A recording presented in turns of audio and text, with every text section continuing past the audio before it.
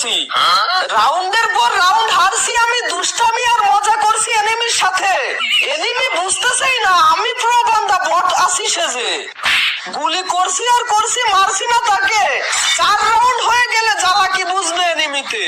চেয়ে দেখছো ভিডিওটা, একটা লাইক করো না ভাই ভিডিওতে। তোমাদের একটা লাইকের জন্য অনেক কষ্ট করে ভিডিও করতে হচ্ছে আমাকে।